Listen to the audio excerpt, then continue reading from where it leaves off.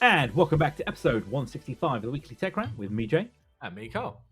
Oh, Carl, you'll have to excuse me. I am falling asleep here. I wouldn't say It's been jet a busy lag. day for you, hasn't it? It's been a busy day. I'm not entirely sure what All day of the week. week it is, but it's been a busy day. Having stepped off a plane at 6 o'clock this morning after 11 hours flying up. No, I was going to say flying down. No, flying up from Africa, isn't it? Yep. Yeah, south of the equator, come up. So it's been a very long day, and but I've managed to catch a couple of hours of sleep before diving into the podcast notes to Do talk you about have the a latest coffee in tech. hand? I have got a coffee in hand, my friend. Yes, very much so. Coffee in hand whilst I was reading, kind of latest tech updates and news Yep. and stuff. You know what it's like when you're away for work. You kind of you try to catch up on stuff, don't you? Because as much as you Yeah. want to read about things, there is just nothing. No, I've got an RSS reader that aggregates it all. And then I come back from a trip and it's like, you have 1,000 articles to read. And I'm like, nope, read all. Yeah, well, I was just going to say, same kind of tool I used. That was it. I think you use the same Inner Reader, isn't it? Or used? I've kind of moved on. I'm self-hosting. Oh, so sorry.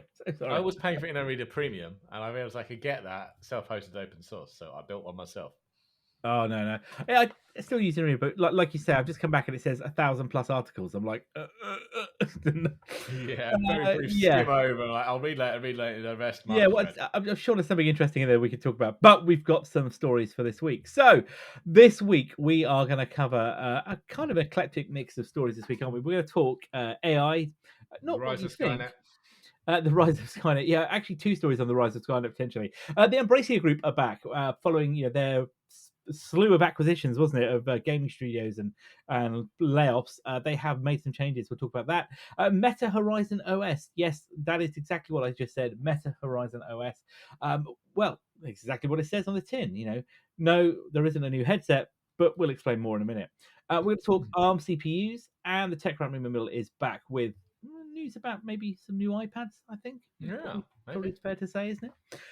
But let's kick off the first story of the weekend, which is, like I can't say any other. The rise of Skynet, thanks to the US Air Force, isn't it, really? Well, not just them, but yeah, we'll start with them. So they've had. We'll blame them. Yeah, we'll blame them. This is the air superiority of Skynet. So they've started, successfully tested an AI-controlled jet in an aerial dogfight against a human pilot, haven't they? So They this is have. all done by DARPA and their Air Combat Evolution, or ACE program. Because we always Stop. Isn't this? Haven't you just told me about a PlayStation game? Yeah, exactly. Yeah, Ace Combat. So, yeah. Actually, I'm playing that on the Steam Deck, and it also has AI-controlled drones up against. Sorry, I couldn't resist that. So it's part of DARPA's ACE program. So they've basically been testing on DARPA's X-62A, which is it's an F-16, isn't it? It is an F-16. It's definitely an F-16. Yeah, with some funky red and white and blue paint scheme, isn't it? Yeah. So they still had a pilot in there who could take over if needed. But apparently didn't have to, but was retrofitted with this AI tech. And I say went up against a dogfight against a human pilot and an F-16 as well. Apparently, it demonstrated high-speed, high maneuverability dogfighting and getting as close as 2,000 feet at over 1,200 miles an hour to the human pilot. That's an incredible closing speed. If you think they're both going at, 1,200 miles an hour. Yeah. They're supersonic at that stage. That is the closing rate of those aircraft is exceptionally quick, and there's not a lot of time for decision making whatsoever. In fact, I don't think you are making decisions at that point. You are relying on training and instinct, aren't you? As a human pilot, definitely. I think so. It's just natural ability at that point, isn't it? And training. The thing I read about that was they had a human pilot in the AI aircraft, as you say, hands off the control. I mean, that probably was a slightly unnerving experience, I'm sure, for those extremely experienced pilots that were in there, those test pilots. Yeah, it's an odd one as being there. I'm wondering, I think as a human pilot, you probably go above what the specs for the plane say it can do. You've got that hands-on real-world experience. Is the AI doing that, or is the AI pilot sticking strictly to the specs of what the aircraft can do, the G's it can pull, all that kind of stuff? Well, but I guess there's a difference there, isn't there? So you're right. To a degree, a human pilot is going to have that tribal experience, isn't it? As you say, of from other pilots of knowing what the plane is capable of doing, but also from their own personal experience of how many Gs they can sustain before blacking out, and those Yep. kind of, And I know there are mechanisms in place to stop that, and the aircraft is designed to not over G and things like that. But you're right; they're going to fly to the limit of their experience and Yep. also their ability to control the aircraft. Mm.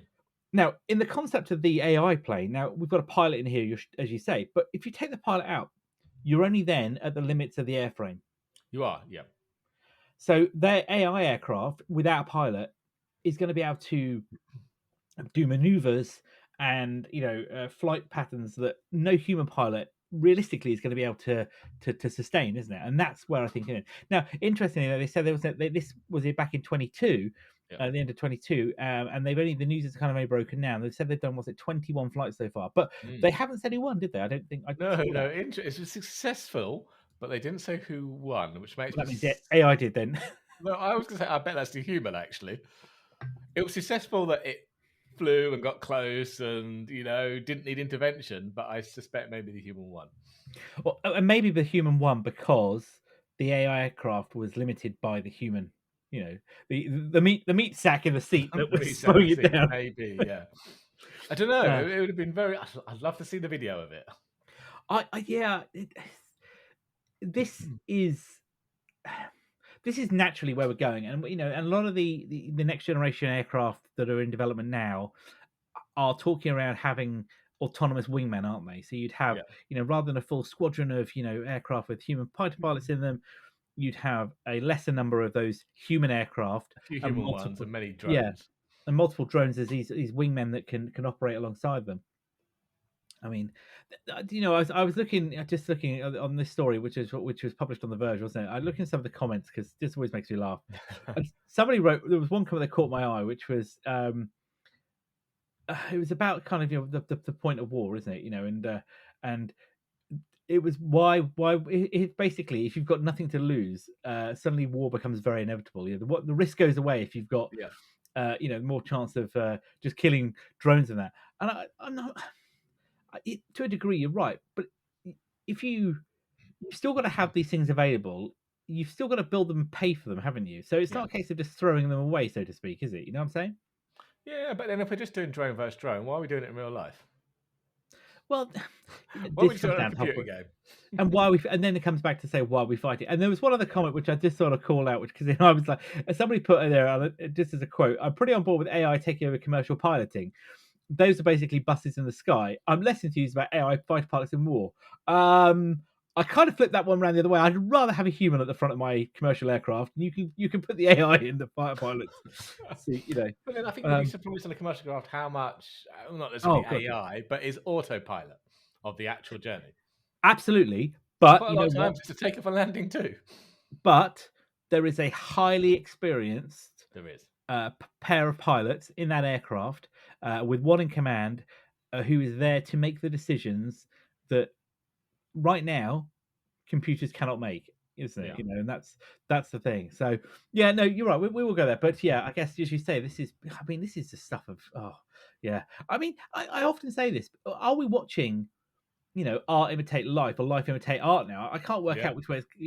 If we didn't have Terminator, the film, so to speak, Yeah. would we be having the same discussion about these kind of things? I don't know. It's weird. Yeah. I don't Which know. which leads us nicely into Boston Dynamics' new nightmare fuel. Well, yes, exactly. It's right. So they announced the demise of their Atlas rover, didn't they? They A couple of did, days which ago, was and very clever. which is very very clever. You see it doing somersaults and running around the gym and stuff. But then they announced the day after they got a new Atlas robot. And you're right. It's like something out of your nightmares. You've seen The Exorcist, where the head spins round. Think of that in robot form, but where every limb can spin round 360 degrees. Yeah. So basically, it's according to them, it's purely electric this time. I think the last one had was it pneumatics in it? Yeah, I believe there was some. Yeah, some like So this is capability of all it. electric. It's been designed to be stronger, more dexterous, more agile, much better at killing humans. No, that wasn't in the statement, but it sounds like that. Well, to take a step back, just to Yeah, your point, if you watch the video yeah, of the Atlas coming to life. Is that the right way to describe it? Yeah, yeah. And you're saying Basically from about the spinning. dead. I mean, you've got to imagine for those that kind of it's lying flat on the floor, isn't it? So all of Yep. its limbs, everything is flat. Kind of if you think of the kind of hip joints, it's lying flat. So its feet are the soles of its feet are facing each other inwards, and then it slowly rotates its legs, bends them back over itself like some kind of gymnast, Yeah. and lifts itself up while spinning its head, and then turns around to look at you. And Yeah. I haven't oh, shown this to the kids yet. I wouldn't. I And might that refrain head, from that one. I'm not. I'm not sure if that. So the head is round, isn't it? So the head is Yeah. round, like a round TV screen. Look, you've been watching the Fallout TV series. I've played the Yep. Fallout games. I'm sure many of our listeners have Yeah, played the Fallout if you games. watch the latest, the new version of Lost in Space, the TV series, the head is very much like the robot on that, and that was a scary robot. God. So sorry, I went off on a tangent there because it was terrifying me. But yes, tell us a bit more about what it's capable of then. Yeah, so let me say, as I mentioned, it's stronger, more dexterous, more agile. Basically, it's been designed. Scribbling joints can basically do a bigger range of motion than what a human could do. So it's designed to exceed human capabilities. I think it already has. Yeah, and it does look a lot more nimble and agile than the previous one. It looks very, very clever. Yeah, I don't know. It's just freaky. I mean, Boston Dynamics, of course, are definitely, in my view, probably the pioneers of these kind of robots, haven't they? We saw it with the dog, we saw it when it moved to the humans, and there's that great video that's on the internet somewhere, isn't it, that shows the time lapse of their development stages, isn't it, as they've gone from these robots that are tethered to an overhead power line, aren't they, and power system and capability to these almost fully, well, no, I wouldn't say fully autonomous, but fully that there's nothing holding them back, is there? They're completely free to drive and use themselves as they go along. There's no external power pack required. Yeah. And they have that machine learning capability because there's one of them, I'm sure, isn't there one of them where one of the robots is carrying something and one of the kind of researchers is hitting it with a stick. That's it, yeah. And it knocks over, and eventually it just keeps falling over, and eventually it stops falling. And that's machine learning, and it's not AI yet. But I mean, once you combine a AI solution inside this, and let's be honest, I know we're just a sort of tangent, but Meta this week released the Llama LLM, didn't they? Version 3, didn't they? Yeah. Llama 3, which we'll talk about in a bit more detail in a coming podcast. But that is a LLM that you can run quite locally, isn't it? Yeah. That's not. Yeah, it's open source as well, isn't it? Yeah, so you kind of put something like that in one of these new robots, Yep. and like we just said, Skynet's air superiority division is just spun up. Well, the Terminator production line, I think, is not far off being No, started as well. I'm just waiting for Boston Dynamics to rename the company to Cyberdyne. And then we run for our bunkers. You can't help but wonder, can you, that No. you can't help but wonder that somewhere along the line, somebody in the meeting has gone, wouldn't it be funny? It's been suggested. Shall we? Just for Yeah. a laugh. Just for a laugh, followed by the lawyers going, No. not a smart move, gentlemen, ladies. Oh God, no, yeah, that's that would be slightly unnerving, I think, to say the least. Yeah, I mean, I wonder what that did to the stock price. Would it suddenly drop down because everyone's scared, or would it suddenly go up because everyone wants to be a piece of it and in control before it gets them?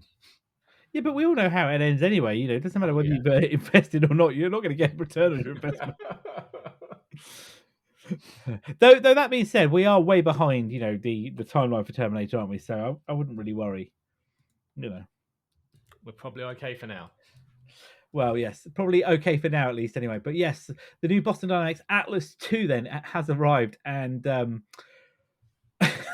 according to them, it's how they wanted to keep the humanoid form without limiting how a bipedal robot can move.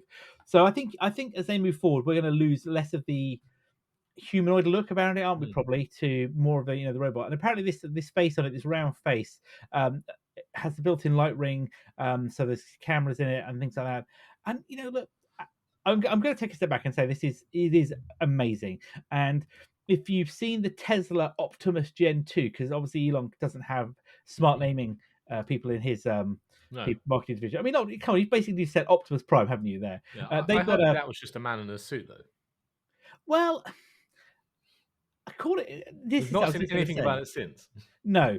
And apparently, the Tesla version is going to cost less than 20 grand per robot. I don't. I can't imagine what that. Does it include full self-driving capabilities? That comes as an optional hardware upgrade that you're going to pay for But now, you'll but never you'll know see the more about in end the of. future. You'll never actually see.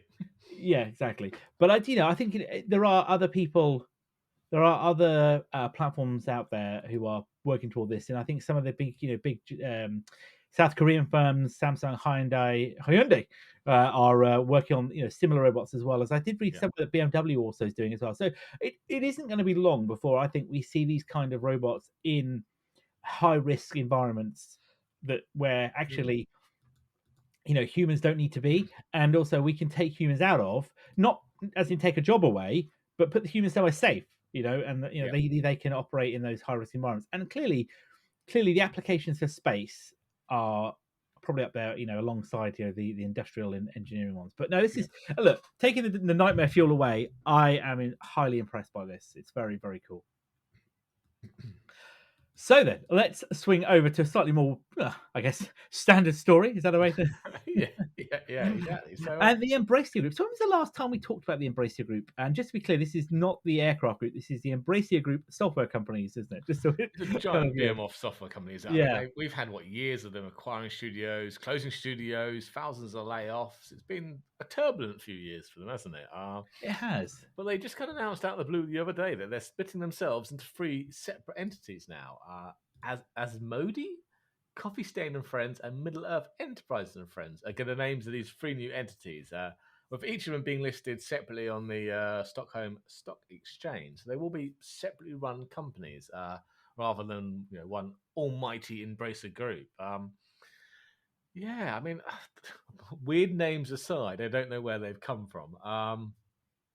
But yeah, we've got Asmodee, who's going to be dedicated to their board and card game franchises like Ticket to Ride, Catan, Exploding Kittens. We've got Coffee Stain and Friends, which is most of the indie studios. So obviously including Coffee Stain Studios, who do Goat Simulator and Valheim. Ghost Ship Games, who do the Deep Rock Galactic, and its other free-to-play titles and kind of studios. And then Middle Earth Enterprises, who I don't actually think have anything to do with Middle Earth. No, I'm trying to work that out, and I don't think they have figure it either. out. Yeah. But that's basically your Crystal Dynamics, your Eidos Montreal, Warhorse, Deep Silver, all the kind of more mainstream big studios. But yeah, I think the reason they're doing this is just to make operations easier for those individual entities, really to allow them to concentrate on what they do best rather than all the red tape that comes with large organizations. I get why they've done it. They take, it's Yeah, been a long time since done it, and obviously last month they sold off Gearbox, didn't they, to take they two, did, yes. which was, Gearbox is a massive and very famous studio, of course, and but so I guess for them, you're right. This is about slimming down into organizations where they can, as you clearly explained, but put everything together in the same box, isn't it? So Yeah, you yeah. know, if the board game business isn't doing very well, it's not going to drag down the AAA studio of Middle Earth Yep. Enterprises, is it? Like, et cetera, No. et cetera. And I guess the indie one again, that's always going to be an interesting place to be, isn't it? I mean, they've got Goat Simulator in there. That's a game which just blows my mind every time I I've play still it. never played that one. It's bizarre. But yeah, I think it probably makes a lot of sense. I worry for the people that work in these organizations whether or not it's going to have any impact on their jobs. Hopefully, it isn't. But I don't know. Just is this the last we've heard from Embrace? I don't think it is. I don't think it is. Given that sell off, I wonder whether that sell off though to take two to Gearbox was to help do this because that was too big to sit alongside the other. Yeah, maybe. Because in that, I mean, what's it in Middle Earth Studios? You've got in there some big names. You've got Deep Silver, who obviously we know seen before alone. Crystal Dynamics and Eidos Montreal. Again, two pretty big studios in their own rights there, haven't they? But it's a slightly different, I suppose, if they aren't making as much money. And AAA games are exceptionally expensive to make these days, aren't they? It's almost movie budgets, isn't it? In a lot of cases. Talking of Tomb Raider, I have to say I was playing. Was it? Is it Shadow of the Tomb Raider? The one that came out on Game Pass recently. You know, Yeah, again. I've got that. I just have not got around to playing it yet. No, I remember buying Rise of the Tomb Raider a long time after it came out in a Steam sale for dirt cheap, Yeah. and then I saw that Game Pass had Shadow of the Tomb Raider. I thought I installed it. Actually, you know what? I was if they are good games, they really had to stand up well. I think that one was 2019 that came out, and it looks really good. Yeah. Really, you know, I can't, and it plays really well actually for a game of time. I suppose maybe because the graphics processing has come on so much since that came out that actually running it in high and ultra makes it look really It's pretty nice. good. Yeah, just fired up Steam. I've got like Tomb Raider 1, 2, 3, Last Revolution, Chronicles, Did 6, you Anniversary, did Legend, Underworld. I was gonna say, yeah, that's exactly that sounds like my Steam library. Did you ever pick up the remaster of the original PlayStation? No, I have not. The HD remasters. I know I've not picked those up. I saw some different reviews around that. If you get my point, some Yeah, some were very positive, some were not less so so. positive. Yeah, less than positive is probably the way I describe it as well. Yeah, yeah. Um, but what can you say? Yeah, no, I think I'm done with the early Tomb Raiders. I should get around to play the newer one. I think, and I might do on the Steam Deck.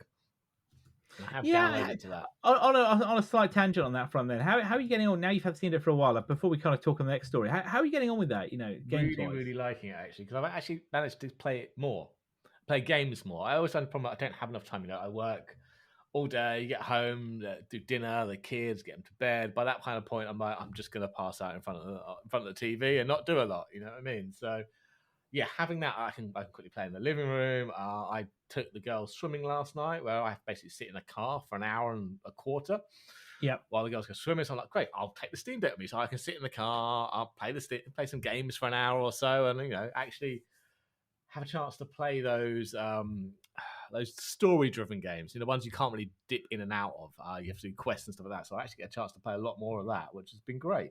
I'm going to America soon, so I'm going to take that on the plane with me. Yeah. Great to have in a hotel room at night time because if you go to a hotel in a foreign country and you're stuck in a room by yourself, the TV is always rubbish, isn't it? You have like one channel True. in English. It's Very true. always BBC News 24. There's only so many times you can watch the same story. So yeah, it's good to have some options. So yeah, I'm for the money, thoroughly enjoying it. Excellent. No, please hear, mate. Please hear. I know, because we ummed and ahed for so long, didn't we, about where we're going to I buy all these pre-ordered, then things. cancelled, and then yeah. Exactly, and I did exactly the same. Pre-ordered, cancelled. It was getting to the point where I was like, this isn't going to happen. This isn't going Yeah, to yeah. happen. But I'm glad. I am really pleased that you've managed to get yours, Yep. and you're enjoying it. So that's cool. I So am. maybe Yeah, yeah. maybe I will get there at some point in the future. Who knows? Who knows? So back to our regular scheduled programming then. So embrace your group then. Moving across to VR then. So you and I obviously are not the biggest fans of Meta's approach to its ecosystem, aka having to force you to sign in. And we know obviously there's been some changes with the Quest headsets as now that you Yeah. can no longer need to use a Facebook account. They've gone back to using their own. But some news recently has said that Meta is rebranding its software for the Quest platform to Meta Horizon OS, and is going to be Yeah. licensing it to third-party headset makers. Now, not everybody, Yes. but this will be a select group of hardware manufacturers to start with. Um, Yeah. It's I think this is an interesting. So interesting. Yeah, basically, it's my thoughts as well. yeah, I didn't really see this one coming, but it seems like there's going to be a kind of war in VR setting up between Meta, who's now say doing Horizon OS and other people can use it, and Google are about to release their Android XR platform, aren't they? They are, yeah. Yeah. So apparently, the first people going to be using Horizon OS are Asus and Lenovo. So Asus is going to make a more gamer-focused headset. So I imagine RGB and all sorts of stuff on it. And Lenovo is going to be targeting more productivity entertainment use cases. Well, Samsung isn't going to be using it. It's going to be using Android XR for its next VR platform. Um, yeah, it's great we're going to see more people making VR headsets. It's a shame it's going to be using Horizon OS, and so whichever headset you get, it's all you get is still going to go back to Meta stroke Facebook, which is a little disappointing. It is a little disappointing. I'm not gonna say to you, yeah, this is the best news since sliced bread. But I think it actually does help the environment a bit, given that now if there's a bit of standardization on the OS front, you from a hardware point now you can just make stuff, can't you? You can get on and make good stuff. Hmm. I'm curious to see what comes out of this. We've got, as you say, those two headsets there that are being released by Asus and Lenovo. Yeah. Um, will they be any better than the Quest? Is my question, and I don't expect you to answer that, but that's kind of the Yeah, question and I've just got in my I head. presume there's a minimum specifications you need to be able to run this. But yeah, so are we going to see more higher end ones like you said, or is it all just going to be basically a clone of the Quest with a different outside casing? Yeah, it will be interesting to see. But you mentioned about standardization. I'm not sure we are going to get that because you've still got Samsung using Android XR and probably more. You have Horizon OS. You still got Steam VR. Okay. So Windows mixed reality is dead, but you've got three different platforms there. Hmm. If they could all just use OpenXR, OpenXR, I think it's called, as the framework for it, then great. I don't care what the platform underneath is, because it's all be using the same standardized APIs and framework. So games should work everywhere. But I suppose we'll see. Well, that's it. That's the thing, isn't it? And uh, is that going to be the case? I mean, you're going to have, in theory, you're going to have the same store. I mean, this is a very smart move from Meta because it means that they can Yep. get the store on there, can't they, to multiple devices now. I'm assuming you're going to have to use the Quest login system that that they brought out to gain access to it. And again, what you're building here, they're building an ecosystem, aren't they? They're doing an Apple and a Google. They're getting their software across the rest of it, the rest of the hardware. And in that theory can drive more revenue because people will be downloading or buying software through the Quest store or whatever it's called now, isn't it? Yeah. Meta Horizon store. Sorry, Meta Horizon store, to do that. But Yeah, yeah, money's something they need, though, isn't it? I'm sure. I don't have it written down in notes, but I'm sure I read something this morning about their financial results, and Meta had spent something like $4.1 billion on their is it Reality Labs, I think they call it. yeah. But it only made 400 million in profit. Yeah, there's a real problem going on at the moment. And yesterday their stock tanked by 11% as well because Yeah. Zuckerberg made a statement around that AI is going to take a lot longer to work, basically, isn't it, Yeah. and get a return on. And I Yes. don't think that pleased uh, many people in the markets, that. And a kind of a random piece. What we also saw, didn't we, yesterday was it yesterday or the day before? OpenAI taking a delivery of the new, which was what was the NVIDIA? H200 The new NVIDIA AI basically bought. Well, I want to say server. It's not a chip, is it? It's a server on its own, server. which was personally delivered by Jensen, to Sam and Greg Brockman at OpenAI. And apparently he did the same in 2016, didn't he? When they delivered I want to say the HGX1. I think it might have been that Maybe, one. yeah. And you and I were joking around. That's a lot of money for a chip or a board. I'm going, yeah, but like I said, like they paid. it was a freebie, wasn't it? Surely, yeah. But get the Yeah, first one for free. The second one will cost you. given basically how much money Nvidia have made off the back of AI, I think it's Yeah. like you keep on bringing it, keep on bringing it. We're good. So So yeah, I yes, mean, I go on, think sorry. overall, yeah, I think you're right. I think it's good. It's good to have the options. The only thing that worries me is the two dominant platforms or potentially dominant platforms are backed by companies that make their money out of advertising and harvesting your data. Yes, that is a concern. That is a huge concern. And then more of a concern if more and more companies who did Steam OS or Steam VR or other platforms switch to using Meta's or Google's platform instead. But then the regulators will just come down like a ton of bricks on them, won't they? Like everybody else at this moment. Maybe. I still, I'm the fact that you sent me that link that day for the new price of the Quest 2 wasn't very. I wasn't impressed with that. It was very very tempting price, wasn't it? Is it a Quest 2 at 199 is the standard price now? Yeah, That's a lot of hardware for not a lot of money in VR. no, it's a very good entry point. Very good entry point. But I digress. Anyway, yes. So moving on to the next story. Yes, Apple might actually have some competition in the laptop front, well, specifically with ARM chips, because Qualcomm have finally unveiled their new full lineup of Snapdragon X ARM-based laptop CPUs. So we're getting what, three different X Elite chips and a lower end X Plus model. They're basically the same chips with or at the core anyway, with a variety of different cores you can get. So 12 cores in the Elite, 10 in the Plus, and they obviously vary in frequency. So we won't go into all the details, but they do look pretty good. Qualcomm is apparently expecting to deliver performance on par with AMD's Radeon 780M GPU, with their version of the GPU in the platform. Um, Something that you'll be very jealous of, Jay. Go on, go on. Out of the box, it can run three 4K 60 displays plus the laptop display. Eat that, Apple. No, that's it. I'm done. I'm moving it. Sell the Apple. Sell the Sell stock. the Apple. With Well, a, maybe you could buy one of these and run OS X on it. There'll be a Hackintosh. Yes, maybe. But yeah, I mean, obviously, take this with a pinch of salt. Qualcomm have released some performance figures for their Plus, their lower end version, haven't they? And they're saying that the Plus chip will outperform Intel's Meteor Lake, is it Core Ultra 7 155H, whatever that is, by 28% in Cinebench at the same power level, and 30% higher performance in 3D Mark, again at the same power level as those Intel chips. They haven't released any numbers on the X Elite, but obviously I'd expect it to be better.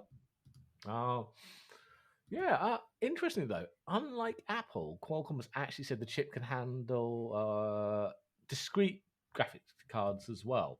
So you're not just limited to what's on the sock itself. Yeah. I think I have to say, taking their benchmarks out of the way, they say that that Intel Meteor Lake 1 again is another mobile processor with their new. That's Intel's new lineup, isn't it? Their new naming convention. And it's not a flagship processor, but it is quite high end. It's got 16 Meteor Lake CPU cores, and it's designed, I think, for what they call performance laptops. So kind of Snapdragon here are targeting not the high end, but I think the strong mid market. Yep. And when you look at the specs in it, well, as you say, we won't go through line by line, but let's pull out just the top end one here, isn't it? Yeah. Which the part numbers we'll talk about in a second. But it's got 12 cores. Runs up, can boost up to 4.2 gig. It supports storage of NVMe PCI 4, so only at the moment, and DDR5X RAM as well. And so it's pretty decent spec machine there. It's got 42 meg of cache on there as well. So these are really, compared for mobile CPUs, they have got a lot of grunt in there as well. And being ARM, it's going to be energy efficient, isn't it? It's going to be an efficient core setup as well. Yeah. What I couldn't work out though is the storage and the memory, are they in the SoC or are they separate? I don't know. And I suspect the storage, because it specifically mentioned PCIe 4 NVMe. I suspect that's separate. And I thought the memory was as well, but then it's using LPDDR5X. Which is separate. Sounds like it's something that'd be on the SoC itself, but I could not find an answer either way when I searched where the memory and the storage was. No, it reckons. I mean, if you say those kind of performance specs, I mean, it reminds me a bit of an Apple media PR release, isn't it? The way they kind of have done it, 10% faster, 28% faster. They even do talk about multi-threaded CPU support. It reckons that it is 10% faster with the X Plus chip than an M3 chip, and 28% faster than an X Elite with the X Elite over M3. Now, what that doesn't tell you is which M3 chip that is. No, but then actually, coming back to that RAM part, I can see it does 136 gigabytes a second, up to 64 gigs. So I suspect it's probably not on the SoC itself. No, Apple's I don't think it is. SoC ones do what, 400 gig, don't they? Yeah. On the RAM. So I suspect you might actually have to upgrade this at a reasonable price. Yeah, but to talk about Apple and just use that as M3, it's a bit that's the same as Apple do, isn't it? When they say against mainstream Windows laptop, but you haven't specified what, because I'm sorry, if that's an M3 Ultra in there, which I know doesn't exist yet, or at least hasn't, or a Max, or M3 Max, they are pretty powerful chips. So I take that with a pinch of salt. But from a perspective of an ARM chip for the mainstream laptop market, this is definitely something we need to keep an eye on, because I would be happy to run a machine at this as well. And Yeah. the thermal. I mean, the other thing is the wattage requirement as well, isn't it? Up Yeah. to in some cases they're saying up to 40% less power required to get to peak performance. And with the GPU, it says potentially versus PC. I'm guessing Wintel, 50% less power requirements. I mean, Yeah. that's what you want. Battery life, isn't it? It Ultimately. is. But I think what it's actually going to come down to at the end of the day is how good Windows and ARM can be compared to Windows x86, Well, and how good the emulation or translation layer is going to be. Apple have done this multiple times with Rosetta, isn't it? And yeah. they've got that nailed now, the translation layer. Has Microsoft, though? That's the question. I don't know. I mean, so I run a copy of Windows 11 ARM on my Mac Yep. here, and it's there to basically allow me to run, any Windows applications that I want to test, and and most things do work, and they have done a pretty good job now of being able to install, non-ARM software packages in Yep. there, so standard Win64. But you're right. There are times when it doesn't feel quite right, or it doesn't seem to. I don't know. You, it's hard to put your finger on until you're using it. But I know exactly what you're Yep. saying. It has to have. You're right. It has to have native performance. And how much of an impact is the translation? Yeah, native. How's it going to have? Because if it's all good, well and good, I should say, having a fast, power efficient laptop running native ARM, but there are so many x86 applications out there, and they will not all be. A large No, they're part of not, them will not be no, translated to a native ARM. So if that massively tanks your performance or battery life, then it's kind of pointless. it is kind of pointless, and that as a user, you're not going to want to have that. That is going to be a massive turnoff for most people, isn't it? And Yeah, rightfully so. And to your point, before Apple have refined that. There they is have. pretty much now, I couldn't tell you whether there'd be any performance hit in any of the No. things I run. And the average consumer isn't going to go, oh, it's not the laptop that's crap. It's just running slow because it's translating from x86 to ARM. They're not going to know any of that. They won't know it's any different to their Intel laptop. So No, not at all. it's just going to get a bad rep because people don't understand it. So they need to make sure it's actually working out of the box properly. Exactly, and you're right, and that is the key to success is user experience every single time, hands down. Because it doesn't matter how good, and whether it's software, hardware, experience, it doesn't matter how good it is. If it doesn't work exactly how you expect it to work, Yeah. and it's easy to use, and the performance, you're just going to be turned off every time, Yeah. every time by it. So, no, I think that it could be an inflection point for ARM, as in the platform rather than the company, and the Qualcomm lineup here is very strong.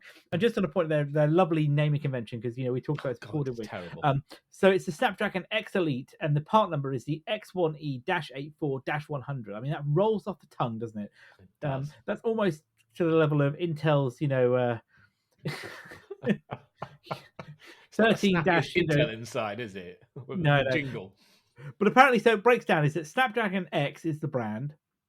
Right. The 1 stands for the generation. The E is the tier, and there's E and P for Elite and Plus. And then you have 84 is the SKU, so higher the better. And then 100 is the variant. So at the moment, there's only one variant of each of these SKUs. Right. Okay. Yeah. Got that memorized. Not a problem. So when you're buying it, remember you got to ask for it at the shop, yeah? Just go for the highest number, basically. Basically, every time. That's what you're doing life every time. Highest number for everything. Highest number. Right. Probably a good place for us too.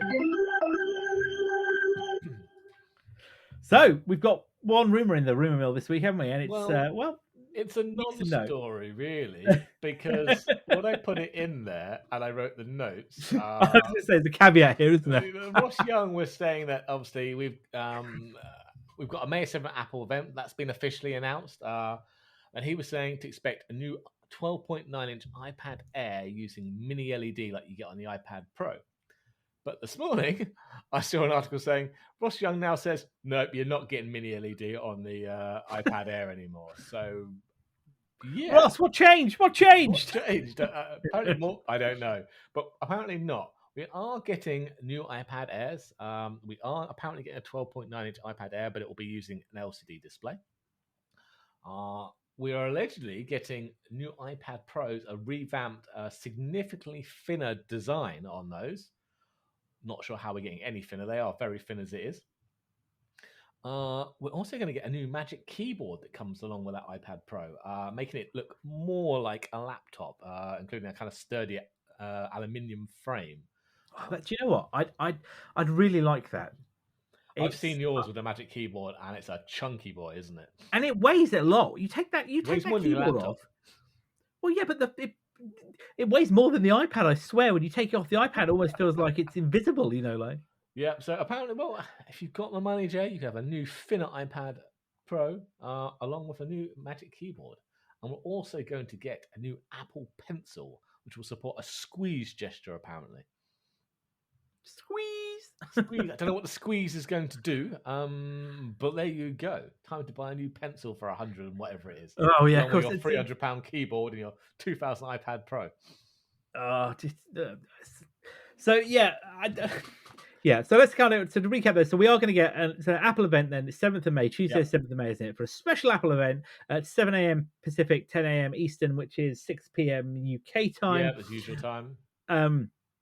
And we knew it was iPad straight away, didn't we? Because the picture that came was clearly drawn on an iPad and a pencil. Yes, it was, and it's got like somebody's hand holding a pencil, isn't it, with a stylized Apple logo with color, and it says "Let Loose." So yeah, it's iPads all the way. I kind of do want to see what they do with this new keyboard. That's the way for me out of all of this. That's the only thing I'm interested in. It will clearly not work with existing iPads because this is Apple. I mean, I would have been really interested in the iPad Air with the mini LED because I've got the old iPad Pro, but it still has the 120 hertz Pro Motion, which I really like, and I don't need a full iPad Pro at that cost.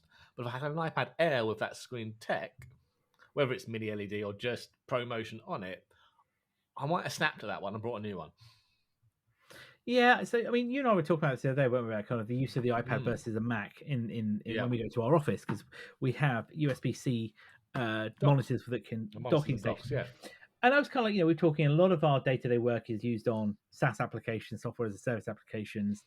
And actually, for most things, I could probably get away with it. And I have tried a couple of times, but I think we were saying, isn't it? It's despite how good iPad OS is, it's not. It still doesn't give you the laptop experience, which we know. Nobody write in and tell me that. Yeah, that's by design. I'm pretty aware of that. It's but not, actually, the hardware's there, but it ain't Mac OS, is it? No, the hardware is limited by the software. And I'm not getting full screen experience when you put it into Stage Manager and you put it on a large screen. I'm still not getting proper full screen experience. It's still trying to window it in places, and it's just. I get that I get that they've made many improvements to it, but I still think they're hobbling it. They're holding it back. Definitely. Because you're right. At some point, if they carry on, you're going to cannibalize one or the other market. That's the problem, isn't it? We know that. We absolutely know that. But I think as we were saying at that point, if I go and buy an iPad Pro 12.9 with whatever M chip it is in there now and a decent amount of storage, it's more. And then I buy the Magic Keyboard, it's more expensive than me buying a MacBook Pro. So who cares if they put OS 6 on it? They've still got more money out of me than I had if I bought the Mac Pro. Well, yeah, and also it's this powerful. I mean, those. If you get blessed end, you've got basically the bottom end MacBook, haven't you? Really? Yeah.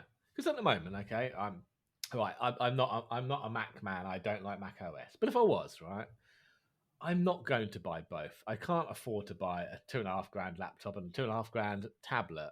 I'm buying one or the other. So, yeah, would you not rather get more money out of me for a more expensive tablet than a cheaper laptop? Yeah, I know. Maybe I'm in the minority here because I reckon quite a lot of people just buy the whole ecosystem. But that's a lot of money, and I think they'll make more customers if they weren't so restrictive. Yeah, it's a good question, and Apple are going to do what they say is best for for them. They're giving the consumer choice. Well, no, they're very cleverly psychologically pushing you down a pathway, aren't they? Really? Yeah. Well, yeah, it's not working on me, but it works on a lot of people. I've just got my iPhone and an old iPad and a Windows laptop. Yeah, and Apple, Apple, we could do a whole 4 hours on Apple's sales methodologies and the We could psychology do. behind it. But you're right, and I know, and I look at my iPad over there, and I was using it on the plane on the way back, and it's a great media device, and I could do, and I've got the pencil, I could do so much more with it, so much more with it. This will make you laugh, right? I had to take my son to watch the girls swimming, so I was like, oh well, I'll load some videos on the iPad for him, so he's not bored and moaning. Okay, I got the iPad out, realised it hadn't been connected to Wi-Fi for 7 weeks, Oh and done no! any updates. So that's how much I use my iPad.